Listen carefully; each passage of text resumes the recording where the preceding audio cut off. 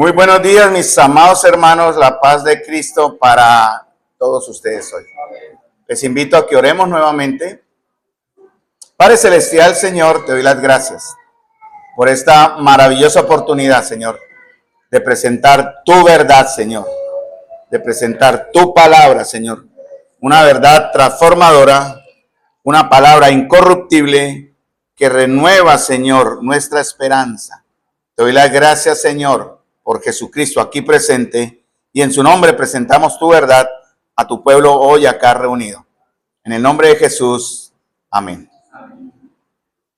Bueno, mis amados hermanos, les invito a que abran sus Biblias en la carta de Pablo a los tesalonicenses, 1 Tesalonicenses capítulo 4, y también abran sus Biblias en el texto paralelo que nos va a ayudar a entender esos versos 13 y 14 en 1 Corintios capítulo 15, versículos 12 al 20.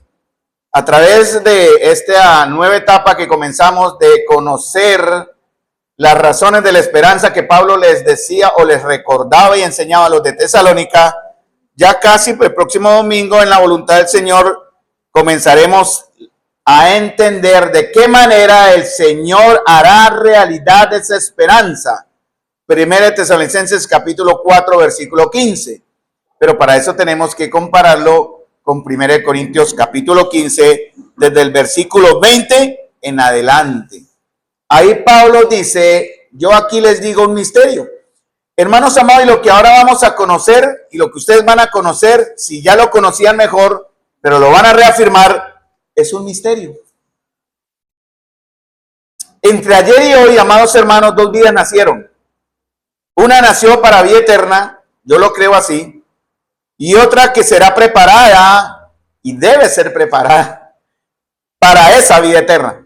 Me estoy refiriendo a Esteban y a Edén. Pensé que Edén nacía ayer, pero la devolvieron, aún está reticente a salir. Pero entre hoy y mañana, aproximadamente en la voluntad del Señor, Edén nacerá a esta vida terrenal. Ya vive en el vientre de su madre, pero saldrá a el mundo exterior a ser involucrada, ser integrada a una familia, Rodríguez Castellano, y en la voluntad del Señor a esta comunión, pero también con la responsabilidad de prepararla para ese momento que tarde que temprano a todos llegará, que ya le ha llegado a Esteban. Ella será preparada para eso, porque ambos van a nacer o ambos nacieron en igualdad de condiciones. Ambos, tanto Edén como Esteban, nacen en igualdad de condiciones delante del Señor, pero al final la diferencia la hará la manera en que reaccionarán, ¿no? En el caso de Esteban, cómo reaccionó o reaccionará Edén a la invitación divina que dice en Apocalipsis 22 de venir y tomar del agua de la vida gratuitamente. Y lo que le suceda a ambos después de esto va a estar basado en la obra perfecta de Cristo y en las promesas y fidelidad de Dios. Por eso el propósito de Pablo no es, en esta lectura que estamos teniendo acá en Tesalonicenses, predecir eventos futuros. La razón de Pablo al escribir la carta es dar esperanza. El tema central de Tesalonicenses 4:13 en adelante no es la venida del Señor, es algo que viene como revelación para enseñarnos cómo vendrá, por quiénes vendrá y en qué momento vendrá, que no lo sabemos, pero nos da algunas señales. Entonces Pablo quiere aquí, pastoreando a su iglesia amada, consolar a una iglesia doliente para ofrecer una esperanza consoladora, valga la palabra, porque es la que estamos viendo frente a la muerte, de hermanos en la fe, ¿cierto? De aquellos que dormirán en Cristo, pero también para revelar un misterio que Pablo va a tratar a continuación. Ya lo dije en 1 Tesalonicenses capítulo 15, versículo 51, él dice, he aquí les digo un misterio, no todos dormiremos, ay, gloria a Dios, pero todos seremos transformados. Eso lo veremos a partir de 1 Tesalonicenses, capítulo 4, versículo 15 en adelante, en próximos mensajes, para la gloria del Señor. Amados hermanos, había mucha confusión en tiempos de Pablo respecto a este tema tan importante. En el caso de los tesalonicenses tenían dudas de si somos creyentes, moriremos. Pero ¿qué pasará cuando morimos? Eso es lo que Pablo quiere aclarar. Eso le ha traído a la iglesia desconsuelo. Habían otros que estaban enseñando de una manera espiritualizada. La resurrección ya se efectuó. Segunda de Timoteo capítulo 2, Himeneo y Fileto, una enseñanza que estaba gangrenando la iglesia, y ellos estaban enseñando que la resurrección ya se efectuó de una manera espiritual, no corporal. Esa es una enseñanza en los primeros indicios de las enseñanzas gnósticas que hoy en día conocemos. Y Pablo corrige de una manera tajante las enseñanzas de Himeneo y Fileto en 2 de Timoteo. Él ya en 1 de Timoteo los exhorta y pastoralmente les advierte. Aquí en Tesalonicenses el enfoque de Pablo es pastoral y consolador. Pero en Timoteo ya es con reprensión y expulsión. Porque ese tema es muy importante de entender, hermanos. Y esos dos pseudo hermanos, Himeneo y Fileto, estaban enseñando una mentira, estaba dañando la fe de los hermanos y tuvieron que ser expulsados de la iglesia. Por eso es importante entender, hermanos, este tema. Hoy, o esta mañana, a la 1 más o menos de la mañana, que fuimos avisados de la partida de nuestro joven Esteban, hoy Esteban se ha vestido en la voluntad de Dios de incorrupción. ¿Cierto? De incorrupción, y cuando nazca Edén, se vestirá de lo corruptible. Eso es lo que Pablo nos va a explicar después en 1 Corintios. Esteban, porque conoció la victoria, estoy seguro de eso, y el testimonio de sus familiares ya creyentes, por medio de nuestro Señor Jesucristo. Y Edén con la esperanza de conocer y vivir hasta donde Dios lo permita, en esa misma victoria. Cuando llegue el momento en que también será llamada a la presencia de Dios. Y esto es un llamado de advertencia para todos nosotros. Desde más joven de los que estamos aquí hasta más viejo de los que estamos acá, hay una advertencia que el momento llegará, no lo sabe usted, lo sabe el Señor, en que partiremos y estaremos delante de Él.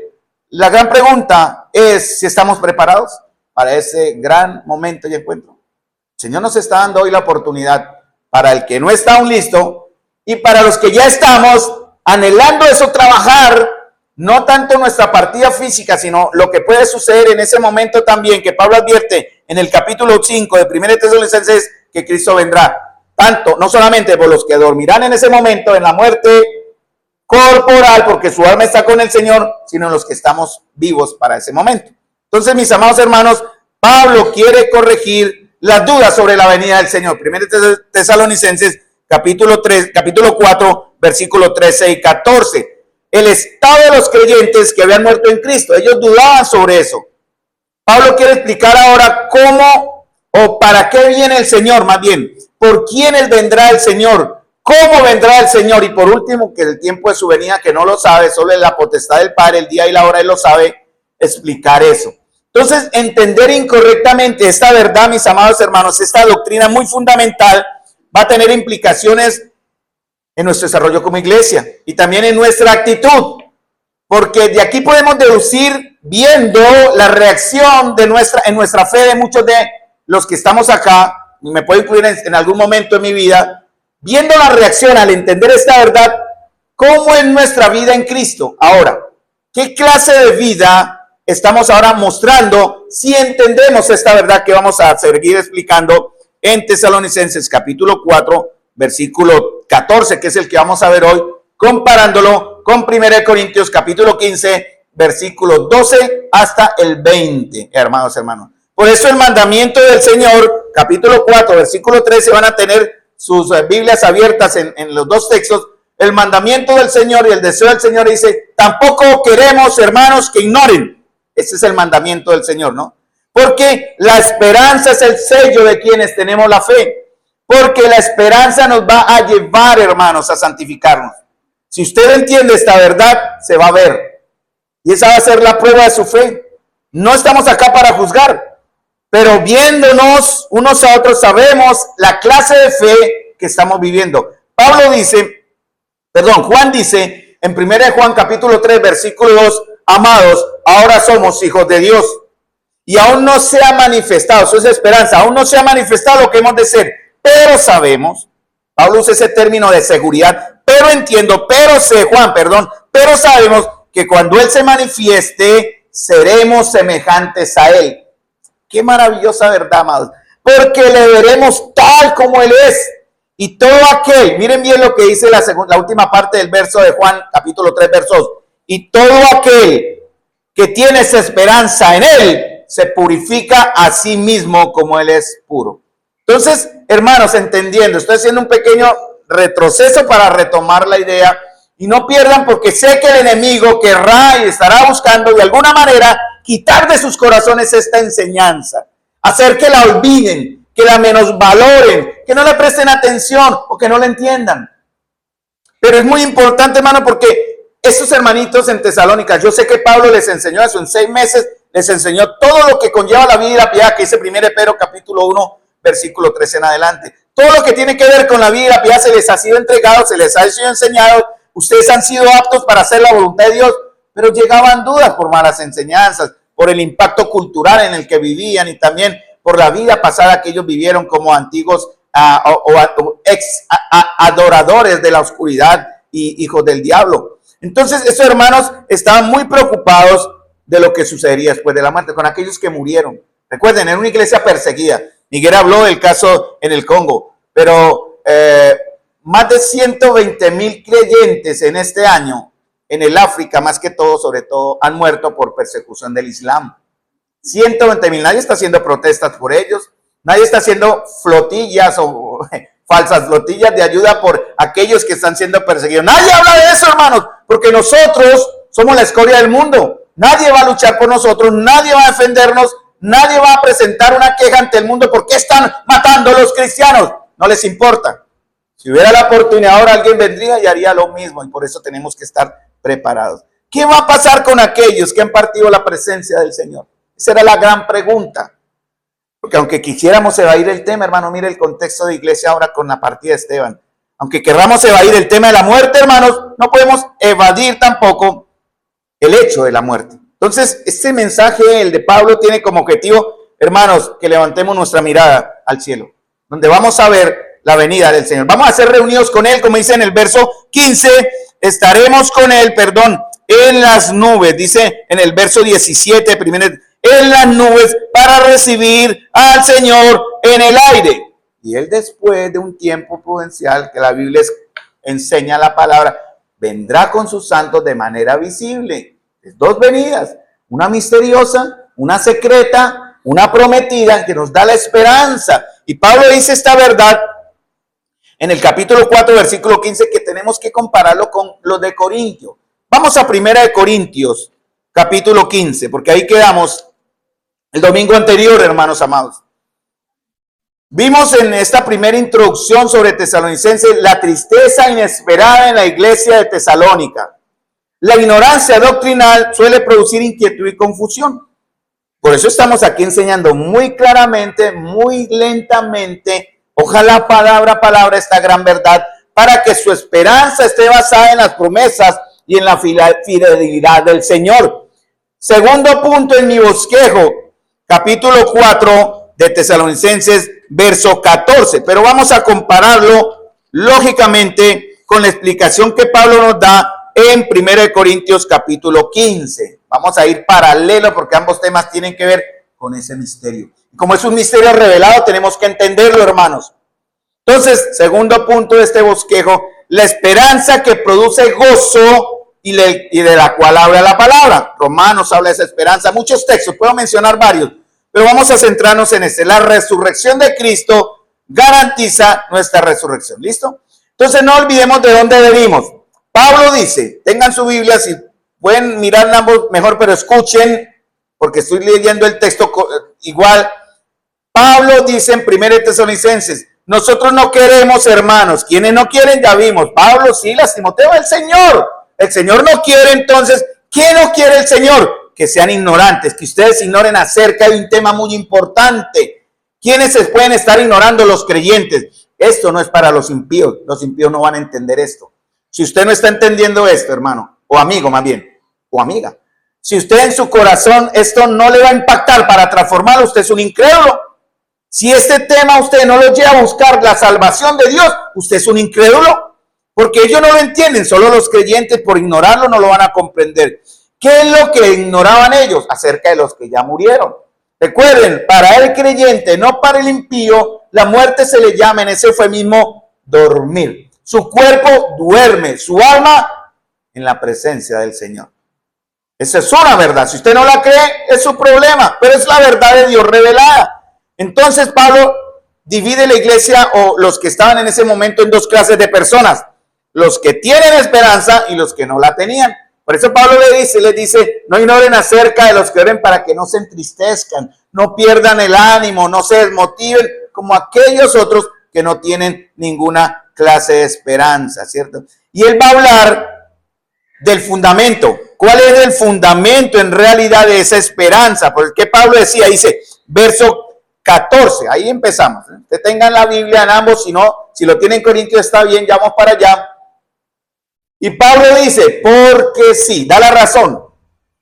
Este porque sí es una confrontación a su fe. Yo podría preguntar lo mismo, porque si en verdad ustedes creen que Jesús murió y resucitó, ¿cuál sería la respuesta? ¿En verdad ustedes creen que Jesús murió y resucitó? ¿Cuál sería la respuesta? Yo ya leí, algunos dijeron amén, pero eso también, y me alegra que lo digan, se debe demostrar. Bueno, eso será otro tema para tratar, pero Pablo dice, si en verdad ustedes creen, o si creen que Jesús murió y resucitó, porque hermanos, nuestra resurrección está ligada a la resurrección de Cristo. Lo que sucedió a Cristo me sucederá a mí, esa es la garantía. El Espíritu que levantó a Cristo de los muertos, nos levantará a nosotros también. Promesa del Señor, firme y segura. Pero Pablo dice, así también, tanto los que hemos creído que Jesús murió y resucitó, así también traerá Dios con Jesús a los que durmieron en él. Ese es el fundamento y la base de lo que Pablo dice, la resurrección de Cristo, ¿no? Porque ni si nosotros creemos, hay un requisito, hay una condición. ¿Cuál es? Creer. Si usted no cree,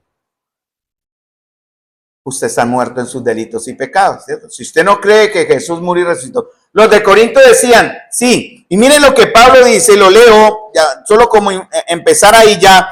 Pablo le dice a los corintios, porque o sea yo, o sean ellos, así predicamos y así habéis creído en él. 1 Corintios capítulo 15, versículo 12. Los de Corinto habían creído, pero algunos empezaron a dudar porque dijeron, esa resurrección no va a ser corporal, va a ser espiritual. No va a haber una resurrección donde el cuerpo, porque eso era parte de las enseñanzas y la filosofía griega. Ellos pensaban que el alma ocupaba un vaso sucio, un vaso deshonroso, y cuando el vaso o la persona moría, su alma quedaba libre y se integraba al cosmos y al conocimiento de Dios. Eso es lo que ellos enseñaban, y los hermanos fueron un poco confusos sobre eso. Entonces Pablo les dice, mire, lo que le sucedió a Cristo nos sucederá a nosotros, solo sí, o sí, y solo sí, creemos que Jesús murió y resucitó. Esa es la razón, hermano. ¿Qué más razón? Entonces él da una garantía, la promesa de Dios de nuestra reunión con él. Dice, así también traerá Dios con Jesús a los que durmieron en él. Pablo no le está hablando a los que han dormido, que pueden ser alguno que murió creyéndose cristiano y pensó que dormía. No, es a los que han o los que dormirán en él, que da la seguridad de que lo que debemos mirar a nosotros. Ese es el fruto de nuestra esperanza. Dice, así traerá Dios también con él. ¿A quiénes va a traer? A los que han dormido. Entonces, hermano, esta es la pequeña introducción. La mejor prueba de lo que a mí me va a ocurrir es lo mismo que le ocurrió a Cristo. Tenemos esa garantía. Quien obró en Cristo para levantarle a los muertos, orará en mí para que igualmente suceda. 1 Corintios 6:14 lo dice, para que anoten. Y Dios que levantó al Señor, también a nosotros nos levantará con su poder. Romanos capítulo 8, versículo 11 también lo dice. Pero si el Espíritu de aquel que resucitó a Jesús de entre los muertos habita en ustedes, el mismo que resucitó a Cristo Jesús de entre los muertos, también dará vida a sus cuerpos mortales por medio de su Espíritu que habita en nosotros. Entonces, hermanos, ¿cuál es la pregunta que surge acá? Yo hago muchas preguntas para inquietarlos. Les pregunto a ustedes, amados amigos, amigas, hermanos, en este aspecto. ¿Estás en Jesús o estás fuera de Jesús? No hay estado intermedio, ¿no? O está en él o está sin él. ¿Cuál será la respuesta? Si estamos en él, si usted dice, sí, estoy en Cristo, ¿cuál es la evidencia? ¿Cuál es la prueba? Eso se prueba, hermanos. Y la Biblia lo muestra clarito. Eso no es una dogma de iglesia inventado por hombres. Algo que está en la Escritura. Si usted cree que está en él, hay una evidencia. el deseo de conocerle, es el deseo de imitarle, es el deseo de apartarse para él, es el deseo de obedecerle. Eso debe ser un cambio de vida radical, hermanos. El ahora es mi Señor y tenemos esta certeza de que el Espíritu Santo, como es ahora mi Señor, va a llevarnos en esa seguridad que la promesa de Dios más allá del estado de la muerte corporal, ¿no? Ir más allá, eso no es nada de emoción, también quiero aclarar, ¿no? No es algo emotivo, está basado en esa promesa. Ustedes la tienen en sus manos, promesa del Señor. Mandamiento, no ignoren la verdad. Basado en un hecho probado y anunciado, que Cristo murió y resucitó. Ese es el requisito, lo pone Dios, va a un fundamento, 2 Timoteo capítulo 2, versículo 19 al 20, 18 al 20, por decir el contexto correcto. Hay una fuente de esperanza, hermano, la garantía, la palabra del Señor que no miente. Hay un resultado que es el fruto. Vivamos para ese resultado. Hermanos, entonces la iglesia se levanta justamente porque había una tumba vacía, sin un cuerpo que se pudiera encontrar, porque había una promesa que él cumplió. La iglesia se debe levantar sobre la base de la predicación de una resurrección de aquel que había conquistado la muerte, que había conquistado el pecado. Pero había un problema. 1 Corintios, capítulo 15, versículo 12. Ahora, Pablo quiere aclarar esa duda, porque dejarla en el aire era peligroso.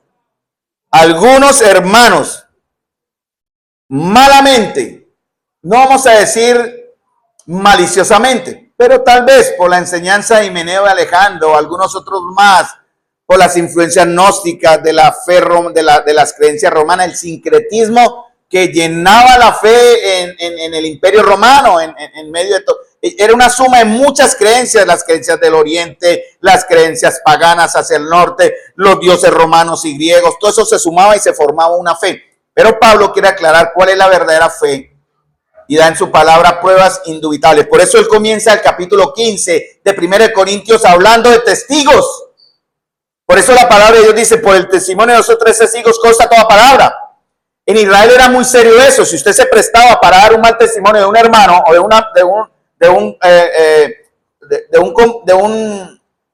una persona, en el caso de Israel, perdonen ahí el enredo. Si usted se prestaba para dar un mal testimonio no real y se comprobaba que era mentira, la muerte también era para usted. Si eso conllevaba muerte para el acusado, había muerte también para el que acusó falsamente. Por eso ellos están hablando, aquí comienza Pablo a hablar de testigos. Hay testigos. Ahora bien, dice Pablo de una manera un poco, vamos a poner aquí como ¿cómo preguntó Pablo? Ahora, si se predica, verso 12, que Cristo resucitó de los muertos, ¿cierto? Ese es el tema del creyente. Nosotros vamos a hablar, vengan a la iglesia, allá les damos canastas, allá los amamos, no, hermanos. El tema del evangelismo en la iglesia es la resurrección de Cristo. Ahí se basa nuestra fe, hermanos. Los demás temas no salen. La resurrección de Cristo, que se basa en el perdón de los pecados y que garantiza la resurrección del que oye y también del que cree. Entonces, ¿qué debe hacer el creyente? ¿Qué estaban haciendo los de Tesalónica? Dice, si se predica. Ellos lo estaban haciendo. A pesar de que era una iglesia muy disfuncional, muy imperfecta, muy inmadura, pero ellos estaban dando testimonio de su fe de cierta manera. Si se predica que Cristo hizo algo, ¿qué? ¿Cuál es el tema de la predicación? Que Cristo resucitó de los muertos, ¿cierto? Él fue sacado de la muerte. Hechos capítulo 2 es el sello de la garantía de la satisfacción de Dios del sacrificio de Jesús. Entonces hay una declaración incuestionable del evangelio. Este es el evangelio. Cristo ha resucitado, hermanos. Porque la resurrección de Cristo no es negociable. En los estudios de los jueves les animo nuevamente, hermanos, varones, hombres, mujeres, familias completas deberían estar acá escuchando la verdad de Dios, porque estamos edificándoles para la vida eterna, hermanos, los jueves, los sábados, los domingos. Y vamos a empezar a hablar de un tema que tiene que ver con la encarnación de Cristo. Dios hizo hombre. Juan capítulo 1, versículo 14, ya que el verbo fue hecho carne y habitó entre nosotros y vimos su gloria, gloria como la del unigénito del Padre, lleno de gracia y de verdad. Ese primer inicio que habla Juan en el capítulo 1, versículo 1, pero vamos a tratar el 14, termina en Juan capítulo 20 con la muerte de Jesús, del verbo hecho carne, que será muerto por nuestros pecados, hermano. Y vamos a ver también 1 Juan capítulo 4, versículos 2 y 3. También tendremos que tratar el tema no solamente la encarnación de Cristo, sino el nacimiento virginal de nuestro Señor, que significa es sin pecado. Volvamos al punto. Entonces Pablo decía, si se predica que Cristo ha resucitado, porque el tiempo predica que está aquí en el verso 2, estamos en Corintios ya, ¿no? La palabra predica está en tiempo presente, indicando el tiempo verbal que está acá, que es una predicación continua y fundamental. No es algo que se hace por tiempos, no es algo que se hace por épocas. Nuestra predicación, por eso en la cena del Señor tenemos que estar centrados, hermanos. Agradecemos mucho a los hermanos que participan trayendo palabra en el momento de la cena, pero volvemos a aconsejar lo que se ha aconsejado siempre, centrados en la obra del Señor, no en divagar en otros temas bíblicos respetables, ni más faltan, pero hoy estamos celebrando y recordando y exaltando la obra del Señor, muerte y resurrección, victoria sobre la muerte y sobre el pecado. Entonces, esa predicación debe ser continua, fundamental, porque hermanos, el tema de la predicación no es un añadido de la fe, ¿no? Es el núcleo de la fe, hermano. La predicación, para los que, a ver, atentos, estén centrados, si tienen sueño vamos a levantarnos o de pronto nos volvemos a parar en algún momento, si veo que alguien me cabecea, lo haremos porque yo quiero centrar, hermanos, su atención en un tema muy importante. Seguramente el enemigo estará por ahí echando la arenilla del sueño, el cansancio, por muchas razones, pueden haber muchas razones. No estoy poniéndole mala intención en su cabeceo ahora, pero sí, hermanos, atentos sus sentidos, porque estamos hablando palabras de vida eterna. Tal vez usted muera hoy y esa palabra no la volverá a oír si parte sin Cristo. Entonces, hermano, el principio de la encarnación de Cristo, Dios se hizo hombre, tiene su centro en la muerte vicaria de Cristo en la cruz, su victoria sobre la muerte, sobre el pecado y sobre Satanás, está en Colosenses capítulo 2, versículo 13 al 15. Y el final, la conclusión, es la victoria en la resurrección. La predicación no puede excluir este tema. La resurrección de Cristo por eso no es negociable. Pablo decía con incredulidad, ¿cómo dicen algunos? ¿Cómo dicen algunos? Dice, entre vosotros. Eso significa, hermanos, que dentro de la iglesia habían algunos. Mi tarea como anciano es cuidarlos, no controlarlos. Mi tarea como anciano es darles ejemplo, no obligarlos. Pero mi trabajo como anciano es enseñarles la verdad y proteger que la iglesia no se contamine de una enseñanza como estas. Aquí sé que no la hay, pero en tiempos de Pablo aún se estaba formando la iglesia, años 60. Pablo escribe a los Corintios años 60, 60 y tantos, más o menos, 60, 65. A Tesalónica fue en el 50, 55. La iglesia se estaba formando, el liderazgo se estaba formando, la doctrina se estaba terminando de escribir y de completar. Pero ahora no tenemos excusa, hermanos.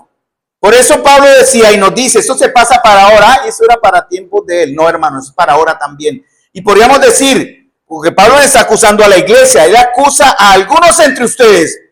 Lo que sugiere era que era una enseñanza minoritaria, pero muy peligrosa, que se estaba infiltrando dentro de la iglesia. ¿Cómo dicen algunos entre ustedes? ¿Quiénes estaban causando confusión? Por eso cada vez que hay palabra acá yo tengo que estar atento. No se extrañe, hermano, si usted dice algo que no es de la palabra, yo me le voy a acercar y lo exhorto para que corrija. Porque puede ser por ignorancia, por falta, bueno, muchas razones, no vamos a decir mala fe. Pero yo tengo que estar muy cuidadoso en eso. Y sé que hay otros hermanos que están pendientes de ese aspecto, ¿no? Cada vez que se abre palabra, sea centrado en Cristo Jesús. Entonces, ¿quiénes estaban causando confusión? ¿Algunos o todos? Solo algunos. ¿Pero qué estaban haciendo esos algunos? Que era muy peligroso. Decían, no hay resurrección de los muertos. Eso es lo que dice en el verso capítulo 15, versículo 12. ¿Cómo dicen algunos entre nosotros que no hay resurrección de los muertos? Pablo se pregunta sorprendido, ¿cómo es posible? Por eso él comienza el capítulo 15, versículo 1, hablando de testigos, testimonios. Porque la enseñanza de Pablo tiene que ver con, en ese momento había una contradicción no explicable, surgió la negación de la resurrección. Porque nuestra esperanza y fe, hermanos, debe estar anclado en este aspecto. Ya les voy a explicar por qué. La enseñanza de Pablo en Corintios es preventiva y apologética, porque habla de la venida del Señor. Capítulo 15, versículo 16 en adelante. Empieza a hablar hasta el final del capítulo 15, versículo 58. Él empieza a mostrar, esto es prevenirles. Años más tarde, en Tesalónica surgió una enseñanza, en Éfeso surgió una enseñanza que se extendió como gangrena y que tuvo que ser correctiva y pastoral. Fue la de Himeneo y Alejandro. Dijeron, ya se efectuó la resurrección. ¿Cómo? No sé cómo lo estaban enseñando ellos, pero Pablo les exhortó de tal manera que los tuvo que sacar de la iglesia. En el capítulo 1, en 1 Timoteo, habla de Himeneo, de Himeneo, creo que el que se repite ahí, que no hizo caso a la exhortación. En el capítulo 2 se habla de Himeneo otra vez, ¿verdad? Ya causando un problema en la iglesia. Pablo dice, lo tuve que entregar a Satanás. Hay que sacar ese veneno de la congregación. Entonces, dice Pablo, aquí no hay una negación directa de la resurrección de Cristo. Yo no estaba negando la resurrección de Cristo, sino un rechazo del concepto general que era influenciado por la cultura griega y también por malas enseñanzas de la resurrección corporal de los hermanos en cuerpo. Algunos decían, vamos a resucitar espiritualmente. El cuerpo muere, esta vasija es mala, es sucia, enseñaba la doctrina los griegos. Y el alma es libre cuando sale de este cascarón. Pero Pablo quiere corregir eso. Ese ha sido siempre el engaño de Satanás, hermanos. Atacar la encarnación de Cristo, que conlleva, o que tiene que ver con su muerte y su victoria, su muerte vicaria y su victoria en la cruz. Atacar la resurrección de Cristo. Ese es el enfoque satánico. Hermano, nuestra esperanza está anclada en Cristo. Entonces, nuestra esperanza, o la esperanza del creyente en una vida después de la muerte, no es un deseo vago, no es una creencia filosófica, no es una conclusión de deducciones humanas o razonamientos humanos. Es una certeza basada en la resurrección histórica de Jesús. Vamos a ver eso también. Su resurrección es nuestra garantía, hermano, el modelo de la nuestra. Pablo lo dice en el versículo 20, 1 Corintios, mas ahora Cristo ha resucitado de los muertos, primicias de los que durmieron. Amén. Es hecho. Amén, hermanos. Él es la primera cosecha, hermanos, y después vendrán otros. Lázaro murió, pronto será resucitado. El hijo de la viuda de Naín murió, pronto será resucitado. La hija de Jairo murió, pronto será resucitada. Esteban ha muerto, pronto será resucitado. Aunque su alma está en la presencia del Señor, su cuerpo corporalmente está esperando ese momento en que la nueva cosecha, porque ya las primicias fueron dadas, ahora viene el fruto completo de los que durmieron, ya fue hecho. Miremos el verso 15, el verso 13, hermano. Vimos el verso 11, 1 Corintios, ¿no? 11 y 12. Si se predica que Cristo, pero si se predica de Cristo que resucitó a los muertos, como dicen algunos, entre vosotros que no hay resurrección de los muertos.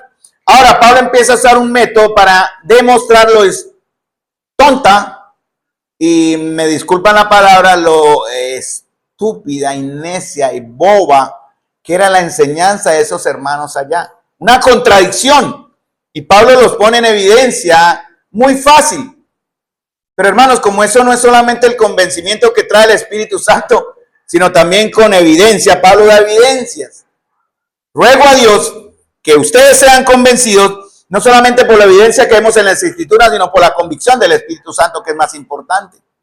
Entonces Pablo dice, versículo 13, porque si no hay resurrección de los muertos, entonces, ¿qué estamos haciendo? Si no hay resurrección de los muertos, entonces tampoco Cristo resucitó. Eso nos muestra que la fe se anula de manera devastadora si derribamos la base de la resurrección.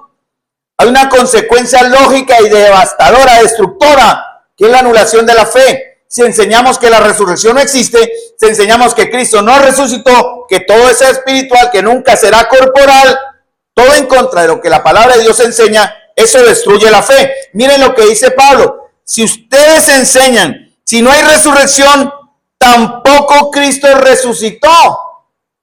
Verso 14. Y si Cristo no resucitó, ¿Qué estamos haciendo, hermanos? ¿Para qué estamos reunidos allá acá? Dice Pablo, vana es entonces nuestra predicación, vana es también nuestra fe. 1 Pedro capítulo 1, versículo 3. Voy allá al texto. 1 Pedro 1, 3. Bendito el Dios y Padre de nuestro Señor Jesucristo, que según su grande misericordia nos hizo renacer para una esperanza viva por la resurrección de Jesucristo de los muertos. Porque a continuación Pablo va a hablar de una consecuencia de hacerlo así. Miren que es algo muy peligroso. Yo puedo destruir la fe. Una de las cosas por las que más oro, y el Señor es testigo, y lo recuerdo acá, es mi gran preocupación de enseñarles a ustedes la verdad tal como es. Puedo tener errores. A veces, esta semana pasada mandé una corrección, ¿no? Que dije un texto, lo cambié. Los que estuvieron atentos al seguimiento se dieron cuenta, pero yo lo corregí. Yo me vuelvo a escuchar para corregir. Puedo tener error en gramática de pronto, hermanos. Puedo tener error en algunas palabras. Lo que no quiero tener error, hermanos, es presentarles a ustedes la palabra de Dios tal como está acá, sin desviar el sentido de lo que la palabra de Dios quiere decir. 1 Pedro 1:3, que ya lo mencioné, habla de eso. Yo no puedo meter, porque hay un peligro, hermanos. Atentos acá, por favor. Hay un peligro. Si yo enseño mal, yo puedo destruir la iglesia, puedo destruir la fe de ustedes, pero es peor más. Todavía hay algo mucho peor. Yo puedo estar tratando a Dios de mentiroso y de falso. Y eso es mucho más terrible, hermanos. Y vamos a ver, porque esta es la lógica que Pablo usa, ¿no? Él crea un vínculo inseparable entre la resurrección general y la de Cristo. Si la resurrección de los muertos es imposible, eso es lo que Pablo quiere llegar acá, entonces ningún muerto puede resucitar, y eso por necesidad va a incluir a Jesús de Nazaret. El verbo resucitado que está en el verso 13, verbo resucitó que está en el verso 13, que está en el verso 12, o el verbo ha resucitado que está aquí en el texto, dice también, es un tiempo perfecto, es una acción que se hizo en el pasado de manera completa, ¿cierto? Y que continúa en el presente. Eso se llama un verbo aoristo en el griego. Una acción realizada en el pasado, pero es continua hacia el presente y hacia el futuro. Cristo ha resucitado y permanece resucitado. Esa es la palabra o el término griego que Pablo usa en el verso 13 y en el verso 12. Y cada vez que usa la palabra resucitó a Cristo, él usa ese verbo. ¿Por qué Pablo quería probar tan cuidadosamente esto? No porque él dudara que los hermanos creían. Ellos fueron transformados por la predicación del evangelio, hermanos. Él lo aclara en el verso 11, ya lo leí como introducción. ¿Por qué era importante? Porque ellos estaban negando algo que, si se permitía, contaminaría y pervertiría mucho de la obra de Jesús. Negar este evento destruiría el fundamento de la fe y la esperanza. Entonces, hermanos, necesitamos coherencia espiritual y doctrinal, que debe estar basado en las escrituras que no cambian. Por eso vamos directamente a los textos de la Biblia. Ojalá usted tenga la Biblia abierta en sus manos, porque hoy en día la vida de los creyentes está marcada por la incoherencia, creencias contradictorias. Usted va a la iglesia porque le dan lo que gusta, lo que quieren. Quieren iglesias y congregaciones a la carta. Yo voy allá porque allá sí me dan eso y me dan aquello y hacen como yo me gustaría que se hiciera. Así no es, hermano, por lo menos acá no. Nosotros queremos una iglesia bíblica, doctrinal, como la palabra de Dios enseña. Porque nuestra vida está marcada por la coherencia y no por la incoherencia. Nuestra fe debe ser un todo coherente, hermanos. Debemos aferrarnos a la palabra del Señor o nuestra fe se derrumba, mis queridos hermanos. Nuestra fe se cae.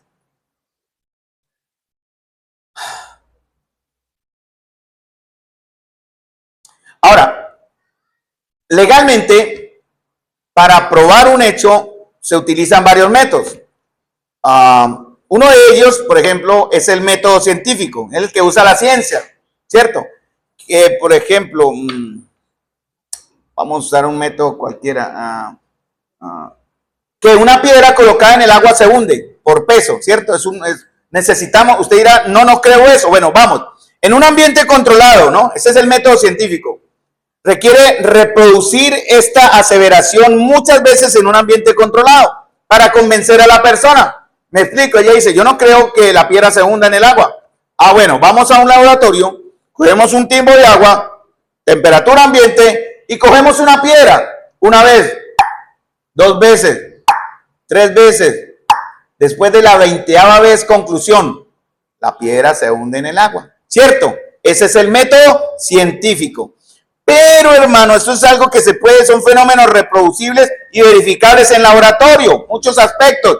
Pero hay un problema, un milagro, como la resurrección, histórico como la resurrección, no puede someterse en un laboratorio a replicarse ni a controlarse experimentalmente, sin perder su naturaleza singular. Entonces se usa otro método. Ya no es el método científico, no podemos repetir la muerte de Cristo una y su resurrección para que las personas se conviertan o crean. Entonces se usa un método que la ley romana usaba. Este método viene de la ley de Roma. Mucha de la jurisprudencia que maneja nuestro sistema penal viene del concepto romano. Y ellos tenían un método que es el método. Los hechos históricos, como el que vamos a ver ahora, para darle la idea rápidamente, se establece por crítica de fuentes, comprobación externa, peso testimonial. Entonces, no por experimentos. Por eso la resurrección se debe entender analizándolo bajo el aspecto histórico legal, no en un laboratorio. ¿Me entienden hasta ahí? No me quiero salir de la escritura, pero le estoy dando una información. Entonces, por ejemplo, en el libro de evidencia que exige un veredicto, John McDowell habla de esto, ¿no? La resurrección de Cristo se debe o se puede argumentar usando el método legal o histórico, no el de laboratorio, es imposible. Donde el martirio, él va a probar de varias maneras esto. Y da un ejemplo que más adelante Pablo lo habla, porque en el verso 15 dice, vana es entonces nuestra fe, vana es también vuestra fe, y si somos hallados falsos testigos de Dios, porque hemos testificado de Dios que Él resucitó a Cristo, al cual no resucitó, si en verdad los muertos no resucitan. Entonces aquí John McDowell utiliza este método que se usa para comprobar un hecho. Por ejemplo, en el caso de los discípulos, Pablo comienza aplicando este hecho en el capítulo 15, los primeros 11 versículos. Él habla de testigos, ¿cierto? Entonces, lo que John McDowell me parece interesante, y por eso voy a abrir comillas todo esto para información de esta situación, lo que él quiere probar y lo que Pablo también quiere probar en el verso 14 y 15 es precisamente esto. El martirio de los discípulos o apóstoles funciona como una prueba testimonial contundente de que no estaban defendiendo y enseñando una mentira. Tal vez ellos, porque la base del argumento es que si una persona puede morir, es posible que muera por una idea que no es cierta, porque ha sucedido, ¿cierto? Usted muera por algo que en realidad nunca fue verdad, aunque ella esté equivocada. Es poco probable, hermanos y amigos, que un grupo de personas, cientos de personas, miles de personas, soporten la tortura y la muerte por algo, en el caso de los discípulos que empezaron a enseñar esto, que sabían positivamente que era una mentira que ellos mismos inventaron. La iglesia había sido también contaminada por la versión en los creyentes judíos de lo que en Mateo dice. Voy a Mateo capítulo 26 más o menos, cuando habla en la muerte del Señor, Jesús es sepultado. Capítulo 28 dice, mientras ellos iban, 28:11, he aquí unos de la guardia fueron a la ciudad y dieron aviso a los principales sacerdotes de todas las cosas que habían acontecido. Reunidos con los ancianos y habido consejo, dieron mucho dinero a los soldados, diciendo, decid vosotros, sus discípulos vinieron de noche y lo hurtaron, estando nosotros dormidos. Y si no lo oyere el gobernador, nosotros lo persuadiremos y os pondremos a salvo, porque ellos debían morir por haber faltado a la orden dada de cuidar la tumba. Ellos, tomando el dinero, hicieron como se les había instruido. Este dicho se ha divulgado entre los judíos hasta el día de hoy. Entonces se enseñaba, probablemente él nunca murió. Jesús no murió, ¿verdad? Entonces no hay resurrección. Por eso Pablo estaba diciendo una verdad. ¿Cómo es que estamos nosotros muriendo por una mentira? Si nosotros sabíamos que Jesús no murió, que escondimos su cuerpo, que Él está vivo en algún lado, ¿verdad?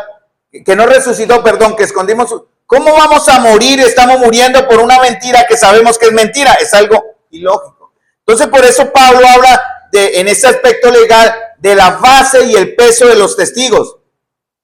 Por ejemplo, una prueba de que la resurrección, que los apóstoles, y como dice en 1 Corintios, dice, porque Pablo dice, ¿a quiénes se les apareció? Miren, en Jerusalén, en sus cercanías, a María Magdalena, ¿cierto? En Mateo 28 se le apareció a otras mujeres. En Lucas 24 se le apareció a Pedro. En Lucas 24:36 a 10 discípulos. En Juan 20:26 a los 11 reunidos. En Lucas 24:50 a los que estaban ahí presentes, que eran muchos. A los discípulos en el camino de Maús. Se les apareció en Galilea a 500 personas, a Jacobo y los apóstoles, y a Pablo en el camino de Damasco. Hay cientos de testigos, todos diferentes. ¿Qué sucedió con ellos? Prueba de que la resurrección fue verdad. No solamente lo vieron, sino sus vidas fueron transformadas. Antes de la resurrección, hermanos, los evangelios describen a los discípulos ¿cómo? ¿Cómo eran los discípulos antes de la resurrección? Miedosos, cobardes. Recuerden cuando Él estaba en Getsemaní, he aquí viene el que me entrega. ¿Qué hicieron ellos? Salieron corriendo. ¿Qué dice el que Señor? Moriré contigo. Imprudentemente sacó su espada, cortó la oreja, pero en realidad nunca hizo nada. Hombres temerosos y desilusionados que se escondieron después de la crucifixión. Pero gran milagro, hermanos. Al siguiente o a los 3 días, después de los eventos que ellos afirmaron ser apariciones de Cristo resucitado, todos los que hemos mencionado, se transformaron en predicadores audaces, hermanos, y valientes, dispuestos a enfrentar la muerte y la persecución. Hermanos, este cambio solo tiene una explicación, que Cristo en verdad había resucitado y ellos lo vieron, hermanos, y por eso estaban dispuestos a morir. Un cambio de vida. Ahora, ¿cómo lo aplicamos a nosotros si no hemos visto a Jesús? ¿Cuál es el cambio de vida que usted tiene? Porque Jesús cuando obra transforma y no deja igual. Es imposible en creyentes o en personas que se dicen haber creído en Jesús sigan viviendo en las mismas debilidades y teniéndose que estar alimentando siempre y continuamente lechecita. Y no se les puede alimentar de lo más profundo porque no lo entienden, no lo viven, porque su vida aún no ha sido transformada o no se han dejado transformar verdaderamente por la obra del resucitado, hermanos. Eso es una prueba visible, hermano. La transformación de los discípulos, la naturaleza del testimonio, ¿verdad? Ellos no están hablando de algo abstracto, inventado, era algo visiblemente comprobado. Ellos lo vieron, ellos lo oyeron, comieron con Jesús, ¿cierto? No tuvieron ellos hambre y tuvieron hambre, comieron un pan, ¿se acuerdan? En la playa. No se les apareció él y dice, aquí estoy, tóqueme, le dijo al incrédulo. Por eso el Señor dice, bienaventurados los que no viendo creyeron. Él se presentó, ellos lo vieron, no fue algo inventado, algo que se imaginaron, hermanos. Por eso dice 1 Corintios, habla de todos estos testigos. Y la disposición al martirio, para dejar aquí prácticamente en otros minuticos el mensaje ya para el próximo domingo. La disposición al martirio, hermanos amados. Porque eso es un aspecto muy importante en este argumento de Pablo. Es la credibilidad del testigo. Los discípulos estaban dispuestos a morir por algo que ellos vieron, no por una mentira. Nadie lo hace. Si hubieran robado el cuerpo de Jesús, como dijeron algunos, para inventar la historia, ellos sabían que todo eso era una farsa. Todos murieron violentamente por la fe, hermanos. Todos entregaron su vida porque vieron al resucitado, hermanos. Eso es una manera que prueba de que eso fue real. Testimonio de terceros, testimonio histórico, testimonio escrito, por muchos incluso que no eran de la fe o de la iglesia. La credibilidad de los testigos también tiene que ver, hermanos. Por eso es que la gente no cree en el creyente hoy día, porque su credibilidad es una mentira. Decimos una cosa, actuamos de otra. Nuestra fe es burlada por culpa de la misma iglesia. Porque, hermanos, no creemos, porque estamos hablando del punto donde surge nuestra fe, de la resurrección de Cristo, obviamente, de su pronta venida. No nos estamos preparando, no nos alistamos, somos ignorantes, no les importa. porque no tienen esperanza. Las personas llamadas en la fe, creyentes, que viven de esta manera, porque no tienen esperanza. Y una posible deducción a aquellos que no tienen esperanza es que están sin Cristo. La tumba vacía, no olviden, el cambio de los discípulos y el surgimiento de la iglesia.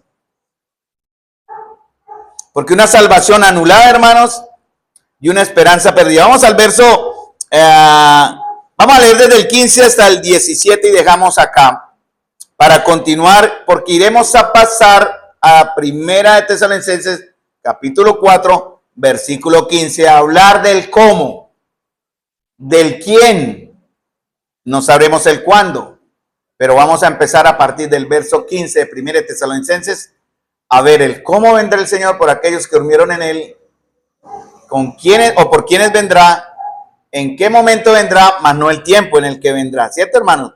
Entonces dice versículo 15, si los muertos no resucitan, si eso es verdad, porque si los muertos no resucitan, entonces ni siquiera Cristo ha resucitado, verso 15 y 16, ¿cierto? Cristo no ha resucitado, entonces, ¿qué pasa? La fe de ustedes es como falsa. La fe de los creyentes es inútil, sin efecto, sin resultado. Aún estaremos en nuestros pecados. Verso 17, 1 Corintios.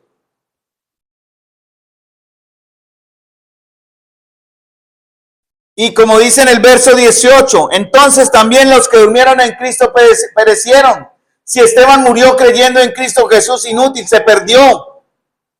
Si todos los que han muerto antes de nosotros murieron creyendo en Cristo y esto no es verdad, inútil, fe inútil, ¿qué estamos haciendo?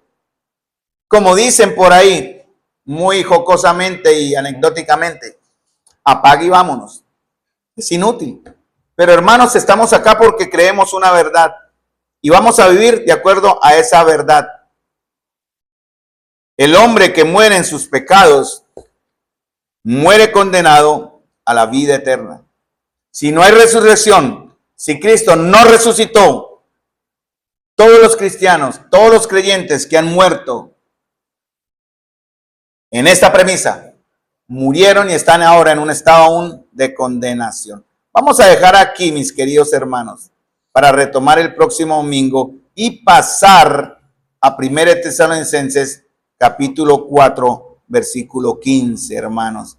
¿Cómo vendrá el Señor? ¿Por quiénes vendrá el Señor? Y vamos a hablar eso verso a verso, porque hermanos, la divinidad de Jesús se basa en la resurrección, la soberanía de Jesús se basa en la resurrección, nuestra justificación se basa en la resurrección, nuestra regeneración se basa en la resurrección, nuestra resurrección final descansa en la resurrección de Cristo también. Y la promesa de su venida es para nosotros hoy día.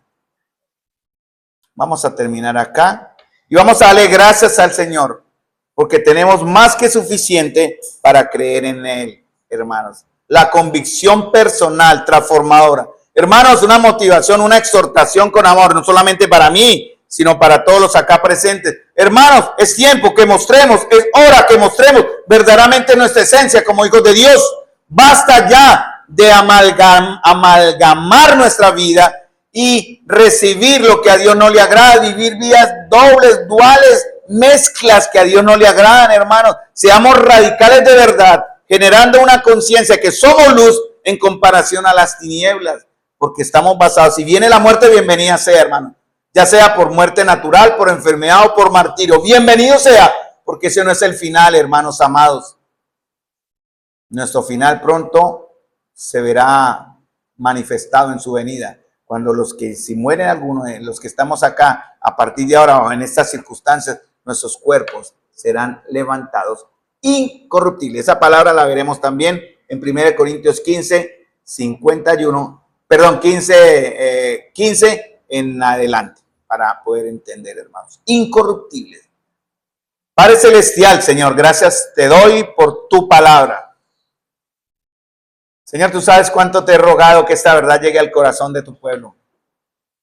Yo sé que así ha sido, Señor.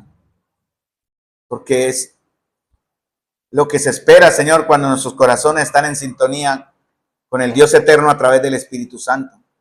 Tenemos la palabra profética más segura, en la cual, Señor amado, recibimos el beneficio a la obediencia o por la obediencia, Señor. Gracias te damos, Señor, por tu verdad que nos da seguridad. Y gracias te damos, Señor, por la oportunidad que tenemos de dar testimonio de nuestra fe, pero basado, Señor, en la obra completa, grandiosa de Cristo, pero en el sello divino de la resurrección. Te doy gracias, Jesús, por tu pueblo aquí reunido. Señor, haz de nuestras vidas, que podamos mostrar en nuestra vida, Señor, con tu ayuda, en el deseo, en el querer, como el hacer, esa transformación milagrosa, Señor, de vida, de muerte a la luz, Señor, de la oscuridad a la luz de Cristo. Señor, transforma el corazón de los que estando hoy aquí en esta mañana aún no ha sido transformado. Te lo rogamos en el nombre de nuestro Señor Jesús. Amén. Muchas gracias, amados hermanos. La paz de Cristo.